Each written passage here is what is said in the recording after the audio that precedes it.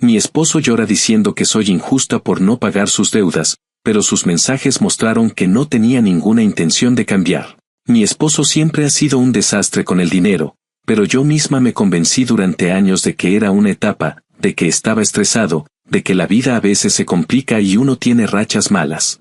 Me repetía que todas las parejas tenían problemas y que lo normal era apoyarse mutuamente, así que cada vez que él se metía en un hoyo, yo era la idiota que iba con la pala a desenterrarlo.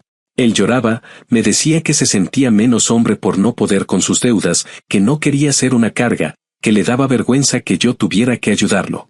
Un discurso bien ensayado, dicho con la voz quebrada, ese temblor en los labios que luego entendí perfectamente que era actuación. Y yo siempre terminaba pagando, reorganizando mis cuentas, moviendo cosas para que todo encajara, diciéndome que si yo tenía más control, entonces estaba bien. Eso fue durante más de 5 años, una historia que parecía eterna. Él gastaba, lloraba, prometía, yo pagaba, él volvía a gastar. Todo explotó una noche en la que él dejó su reloj inteligente cargando en la barra de la cocina. Ni siquiera estaba buscando nada. Le llegó una notificación y vi mi nombre incompleto en la vista previa. Mi cerebro reaccionó antes que mi sentido común. Toqué la pantalla, se abrió el mensaje y me quedé mirando algo que tardé varios segundos en procesar. La mujer con la que él estaba hablando le había escrito que, según ella, yo ya había aceptado pagar sus deudas otra vez y que no podía creer que yo fuera tan idiota. Luego él le respondió que solo tenía que ponerse a llorar tantito para que yo sintiera lástima, que era cuestión de actuar desesperado. Hasta ahí ya sentía la sangre hirviendo, pero seguí leyendo porque necesitaba entender qué carajo estaba pasando. Ella le dijo que era cuestión de tiempo para que él dejara de depender de mí si se movía con inteligencia, que un hombre con talento no podía estar atado a una mujer que no entendía sus sueños. Él contestó que no tenía intención alguna de cambiar su forma de gastar, que para eso estaba yo, que mientras yo siguiera creyendo que era mi responsabilidad salvar el matrimonio, él iba a estar bien. Me quedé petrificada en ese silencio que se siente como un zumbido en los oídos. Revisé toda la conversación.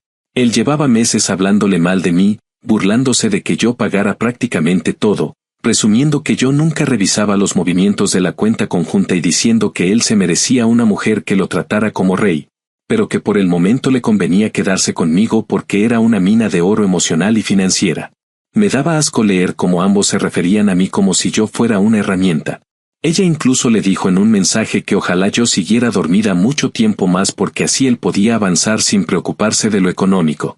No sé cómo describir esa mezcla de rabia, incredulidad y tristeza que me atravesó mientras lo leía todo. Sentí que me arrancaban de golpe la dignidad. Cuando él volvió a casa esa noche, intenté no gritar. Me escuché a mí misma decir que hablara claro, que me dijera cuánto tiempo llevaba engañándome y usándome. Él empezó con su clásico llanto, pero esta vez sonó torpe, fuera de lugar, como si ni él mismo se creyera el guión de víctima.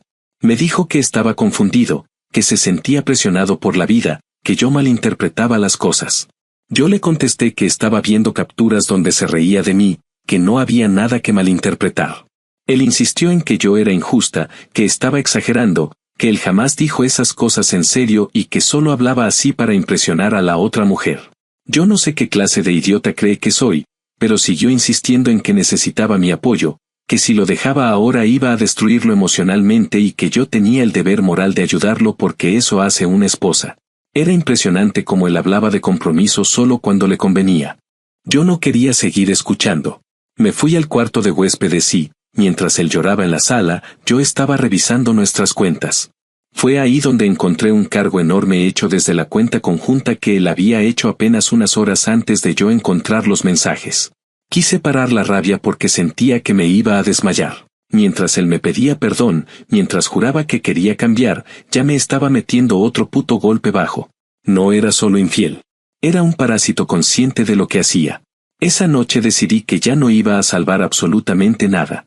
Congelé la cuenta conjunta, cancelé mi depósito directo, cambié contraseñas y llamé a un abogado en cuanto amaneció. No lloré. No grité. Solo me quedé vacía, pero con una claridad nueva que nunca había tenido. No dije nada más, no lo amenacé, no le di discursos. Él siguió en su papel de víctima todo el día siguiente, diciéndome que yo era fría, que cómo era posible que no entendiera que él estaba luchando. Pero la verdad es que ya no me importaba. Ese mismo día recibí un mensaje de la mujer con la que él estaba. Decía que yo debía ser más madura, que dejara de hacer drama porque él no era feliz conmigo y que ella sí sabía apoyarlo. Y ahí entendí que ambos estaban cortados con la misma tijera. No respondí nada. No valía la pena. La realidad es que todo lo que él pensaba de mí, todo lo que decía a sus espaldas, estaba basado en una sola idea, que yo era la tonta que siempre iba a pagar. Y saberlo me dio una calma extraña, como si de repente me hubiera despertado de una pesadilla larguísima. Lo único que pensé fue que esto no iba a repetirse nunca más. Él no iba a volver a tocar un centavo mío. Y yo ya no iba a cargar con un hombre que se sustentaba en el llanto y la manipulación para vivir cómodamente. Mi vida se había convertido en un sacrificio silencioso por alguien que nunca tuvo intención de dejar de hundirme para mantenerse a flote. Y esa versión mía murió en cuanto leí esos mensajes. Actualización 1. Habían pasado alrededor de 4 días desde que encontré los mensajes y congelé la cuenta conjunta cuando entendí que no bastaba con alejarme emocionalmente. Tenía que ordenar todo legalmente antes de que él intentara hundirme todavía más. Durante esos días él se movía por la casa como si fuera un alma en pena, pero no por arrepentimiento real, sino porque estaba intentando calcular qué tanto acceso económico le había quedado. Se le notaba en la forma en la que rondaba la cocina revisando papeles, o cuando abría la aplicación del banco frente a mí como si esperara que por arte de magia los fondos regresaran. Ni siquiera se molestaba en disimularlo. Era la desesperación de alguien que, por primera vez en años, estaba enfrentándose a la realidad sin un colchón que yo hubiera tejido a base de esfuerzo. Y mientras él se aferraba a sus excusas patéticas, yo estaba ocupada reuniendo documentos, capturas, estados de cuenta y cualquier cosa que pudiera necesitar. El salto entre la rabia inicial y la claridad con la que empecé a actuar fue casi desconcertante. Yo, que siempre me emocionaba al planear cosas juntos, ahora estaba buscando protegerme de él como si fuera un desconocido. Llamé a una abogada recomendada por una compañera del trabajo, una mujer directa que no perdía tiempo endulzando nada. Cuando le expliqué lo que había pasado, no me interrumpió ni una sola vez, solo iba tomando notas y haciendo preguntas específicas. Me pidió que le mostrara las capturas de los mensajes y recuerdo que mientras ella los leía, soltó un suspiro que no fue de sorpresa, sino de resignación, como quien ha visto demasiadas historias parecidas. Me dijo que en casos como este era importante moverme rápido porque muchos hombres como él, al verse acorralados, empezaban a tomar decisiones impulsivas, retiraban dinero sin permiso, generaban nuevas deudas o incluso se hacían los víctimas frente a la familia para presionar. Yo ya había visto suficiente como para saber qué era exactamente lo que él haría. Salí de esa reunión sintiendo una mezcla rara entre alivio y tristeza. No tristeza por él, sino por mí, por la versión pasada de mí misma que había creído en sus llantos y sus promesas sin peso.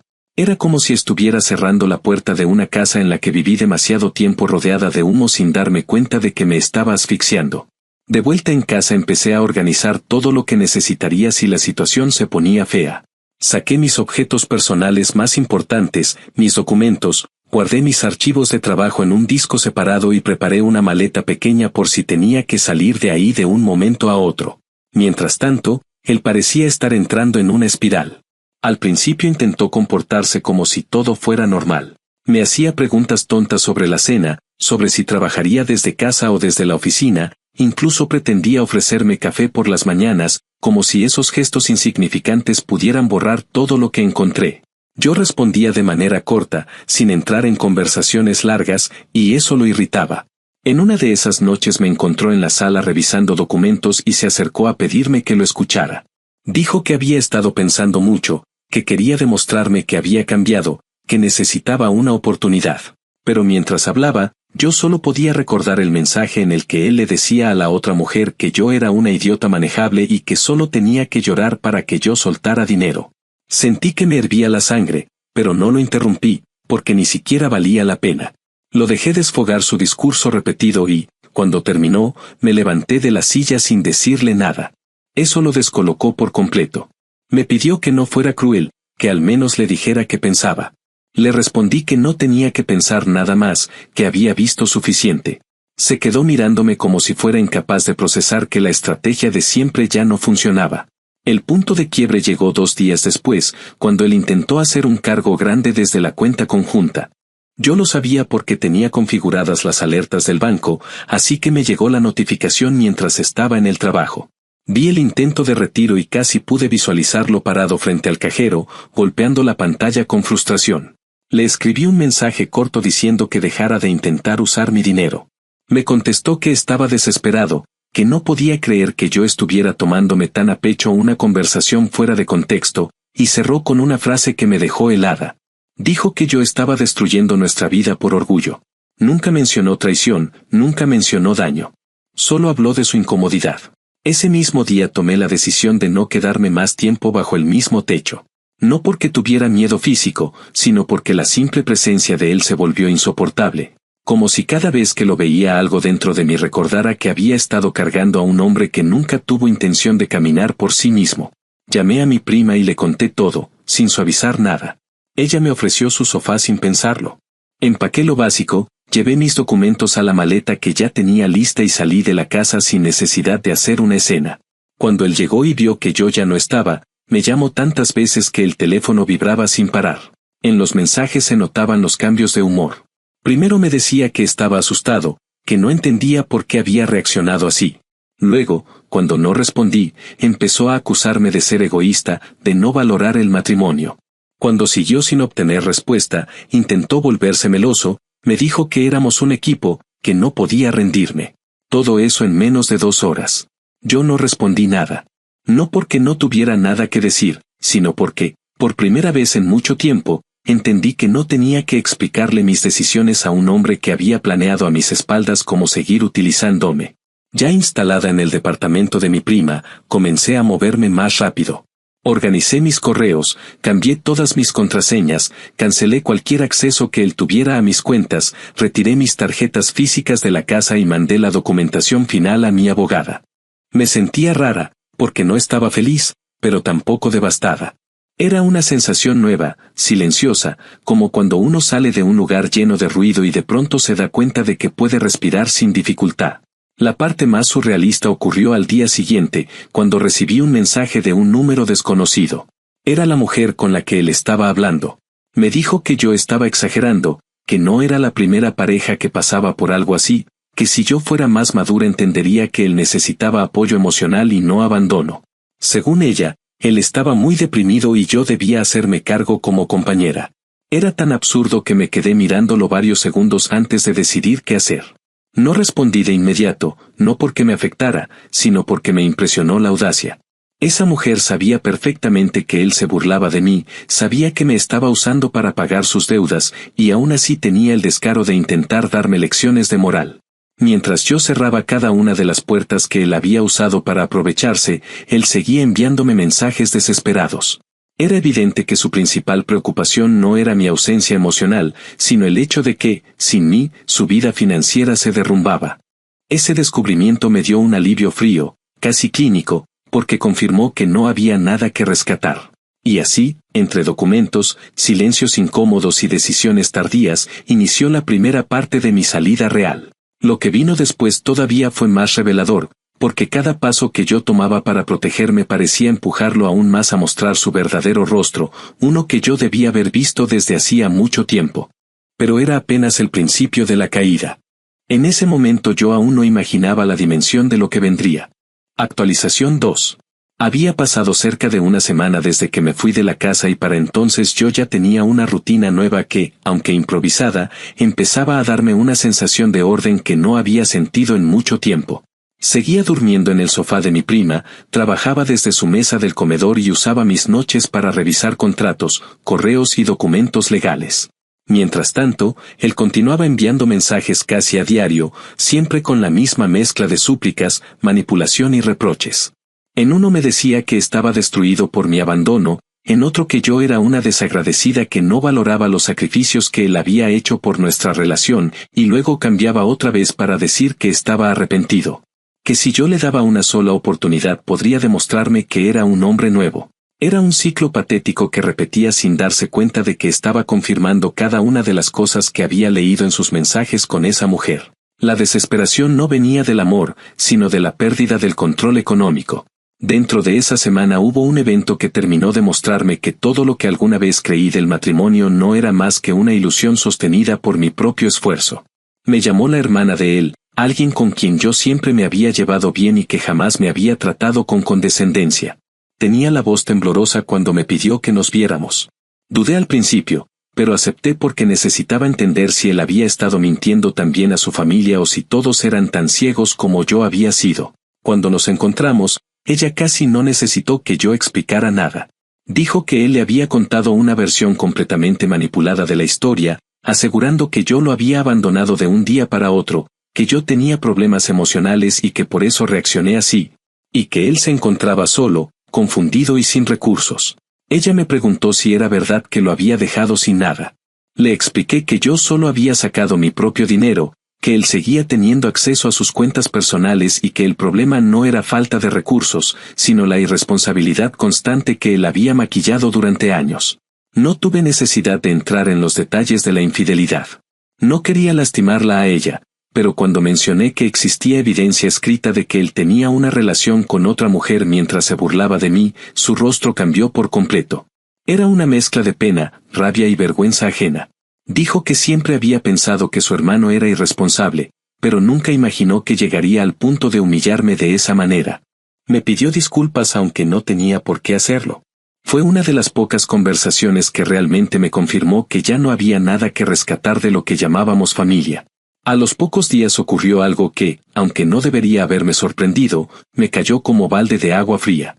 Resulta que él le debía dinero a un amigo, un hombre que había sido su compañero de trabajo en otro empleo y con quien yo apenas había hablado un par de veces. El amigo me buscó por redes para preguntarme si yo sabía cuándo él le pagaría. Me tomó unos segundos responder porque no entendía por qué me estaba contactando a mí.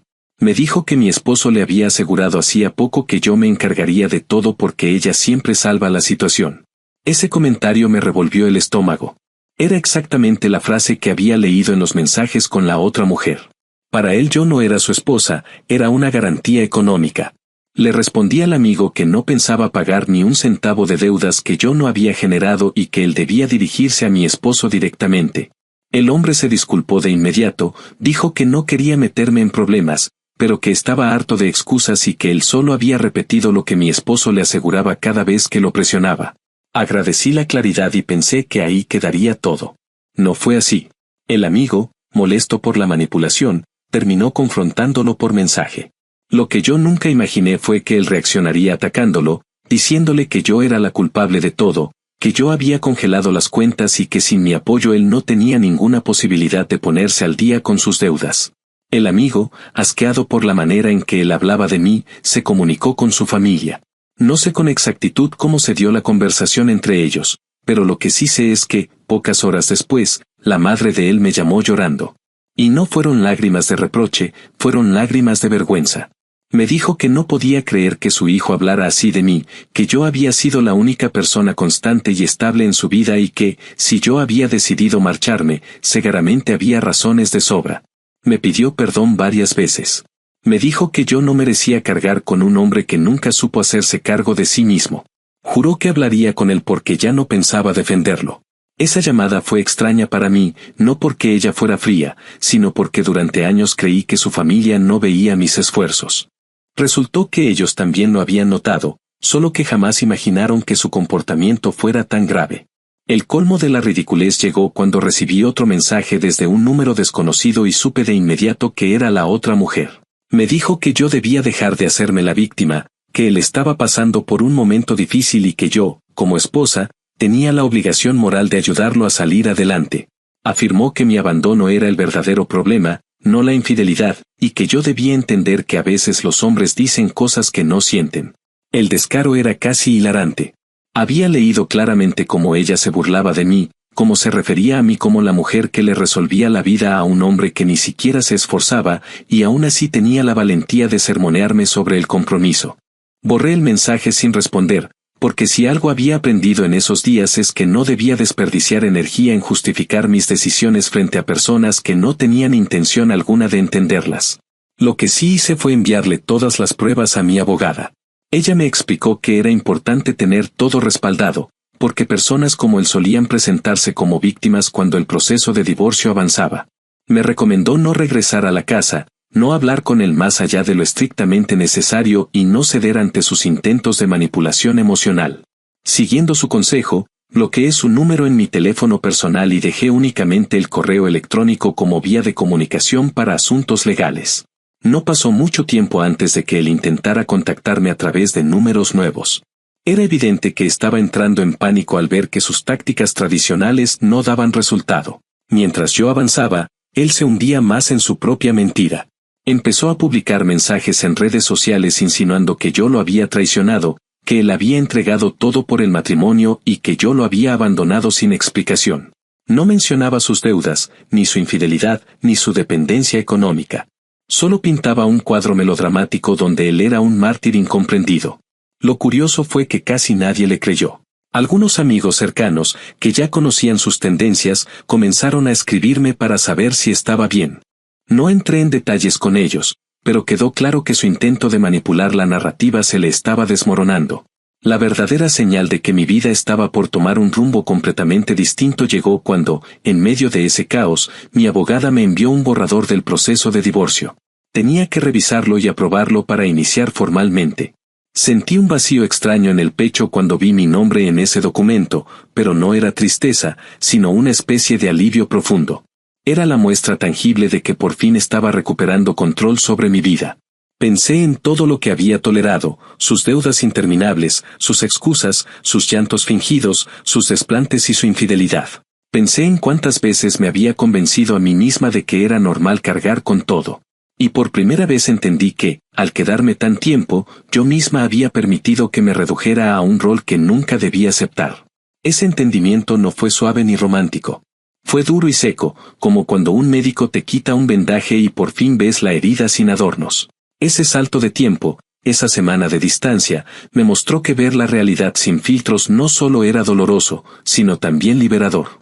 Y mientras revisaba cada línea del documento, supe que lo que vendría después no sería fácil, pero sí sería mío. Por fin, por primera vez en años, las decisiones que tomaba no estaban diseñadas para sostener a alguien más, sino para reconstruirme sin cargas ajenas. Y aunque aún quedaba mucho por resolver, ya no estaba atrapada en la misma oscuridad. Estaba saliendo, aunque fuera paso a paso, y eso era suficiente para seguir adelante. Actualización final. Había transcurrido un poco más de un mes desde que inicié formalmente el proceso de divorcio cuando todo comenzó a acomodarse de una forma que yo jamás habría imaginado durante los años en los que sostenía ese matrimonio. Sin descanso. A esas alturas yo ya tenía mi propio espacio, un pequeño apartamento que conseguí gracias a una amiga que se mudaba por trabajo y dejó el contrato disponible. No era un lugar enorme, pero para mí representaba algo más que metros cuadrados. Era una puerta cerrada a todo lo que había normalizado sin darme cuenta. Vivir sola después de tantos años de cargar emocional y económicamente con otro adulto se sentía casi extraño. No tenía que pensar si él había pagado algo, si yo tenía que cubrir algún atraso suyo, si él iba a aparecer con una nueva deuda. Era solo silencio, mi música, mis cosas, mis horarios. Ese cambio tan simple era precisamente lo que más me hacía entender lo lejos que me había llevado la tolerancia disfrazada de amor. El proceso legal avanzaba con mayor rapidez de la que pensé posible, quizás porque no había bienes compartidos que discutieran y porque él tampoco contaba con la estabilidad económica para complicar el trámite. Eso no significa que lo aceptara con madurez. Al contrario, mientras más avanzaba el proceso, más evidente se volvía su incapacidad para asumir responsabilidad alguna. Mi abogada me enviaba correos cada tanto diciéndome que él había contestado con frases vagas, excusas y culpas dirigidas hacia mí, asegurando que yo actuaba movida por resentimiento, que lo había dejado sin respaldo emocional y económico, y que el divorcio era una decisión precipitada causada por influencias externas. Era absurdo leerlo porque demostraba que seguía viviendo en una realidad paralela creada por él mismo, una donde yo era la mala y él era un pobre hombre incomprendido. Mi abogada me pidió que no respondiera nada, que no valía la pena involucrarme emocionalmente y que, mientras cumpliera con los requisitos legales, no importaba lo que él dijera. Durante ese tiempo mantuve contacto mínimo con su familia. Su madre me llamó un par de veces más, siempre con un tono que mezclaba disculpa y vergüenza. Me dijo que él se había encerrado en su propio caos, que pasaba los días quejándose de lo desagradecida que yo había sido. Según ella, él repetía que yo había destruido su vida porque no era capaz de perdonar errores humanos. Lo más irónico era que nunca mencionaba su infidelidad abiertamente, como si no existiera. Prefería hablar de un conflicto abstracto donde él era una víctima de malos entendidos. Y, aún así, en cada llamada su madre me decía que esperaba que yo encontrara paz, porque entendía que había soportado demasiado. Con el tiempo esas conversaciones disminuyeron hasta casi desaparecer, lo cual me dio un descanso necesario. No quería convertirme en una figura de consuelo para ellos ni tampoco cargar con la responsabilidad de reparar lo que él dañó. En ese mismo periodo, él tuvo el valor de intentar contactarme directamente por última vez. No sé cómo consiguió un nuevo número, pero un día apareció un mensaje largo, casi dramático, donde afirmaba que todo se estaba saliendo de control y que yo era la única persona que podía ayudarlo a recuperar su estabilidad. Aseguraba que la otra mujer lo había dejado porque, según sus palabras, no estaba lista para una relación seria, cuando yo sabía perfectamente que la verdadera razón era que ella descubrió la magnitud de sus deudas. Nada más atractivo que un hombre que promete fantasías mientras vive del bolsillo ajeno. Él insistía en que yo debía ponerme en su lugar, que no era justo que lo abandonara cuando sabía que llevaba años luchando contra problemas financieros, y que lo mínimo que debíamos hacer era intentarlo de nuevo. Me quedé leyendo ese mensaje con una calma que no había tenido en toda mi vida. Era increíble ver cómo no había aprendido absolutamente nada. Su argumento central seguía siendo que yo debía cargar con él porque ese era mi papel. No respondí. Solo bloqueé el número, como ya lo había hecho con los anteriores. El verdadero cierre comenzó a sentirse cuando mi abogada me avisó que la audiencia final se programaría para la semana siguiente. No necesité asistir porque todo estaba claro, pero aún así decidí estar disponible por si surgía algún problema. No surgió ninguno. El juez revisó la documentación, confirmó que no había propiedades ni hijos y aprobó el divorcio sin complicaciones. Cuando me llegó el correo confirmando que legalmente ya no estaba unida a él, me quedé sentada en la mesa de mi apartamento viendo ese documento como si fuera una fotografía de una vida que ya no existía. No lloré. Tampoco sentí euforia. Fue una sensación extraña, como cuando uno cruza una línea después de caminar mucho tiempo sin mirar atrás. No era liberación inmediata, era una especie de reconocimiento silencioso de que por fin había terminado un capítulo que nunca debió prolongarse tanto. Poco después, su hermana me envió un mensaje breve. Me dijo que había hablado seriamente con él, que le hizo entender que su comportamiento había sido indefendible, y que él seguía tratando de culpar a todos menos a sí mismo. Ella me deseó suerte y me dijo que esperaba que encontrara a alguien que realmente me valorara. Me tomó por sorpresa porque no esperaba ningún tipo de cierre con su familia, pero ese gesto me ayudó a comprender que, aunque él había manipulado a muchos, no había logrado engañar a todos. Hubo una última situación que cerró el ciclo de una forma casi simbólica. Un día recibí un correo suyo, pero esta vez no desde un número improvisado, sino desde el correo que solía usar para asuntos importantes. Era un mensaje corto donde decía que no entendía cómo yo podía vivir conmigo misma después de arruinar su mundo y que deseaba que algún día yo experimentara el dolor que él sentía. Leí y releí ese correo varias veces, no porque me afectara, sino porque me sorprendía la ceguera emocional que lo dominaba. Respondí con una frase que salió más natural de lo que esperaba, que yo no había arruinado nada, que él se encargó de destruir todo lo que tenía y que lo único que hice fue dejar de sostener un edificio que él mismo había dejado caer. No recibí respuesta, lo cual fue un alivio. Con el tiempo, los recuerdos dejaron de doler. No desaparecieron, pero dejaron de pesar.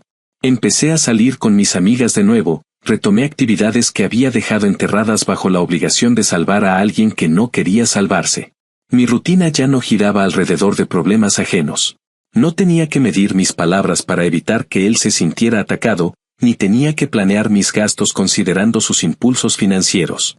Y aunque fue un proceso largo, la tranquilidad regresó como algo que siempre debió estar ahí, no como un regalo, sino como un derecho propio que había olvidado exigir. Ahora, mirando todo desde la distancia, entendí que la ruptura no fue una pérdida.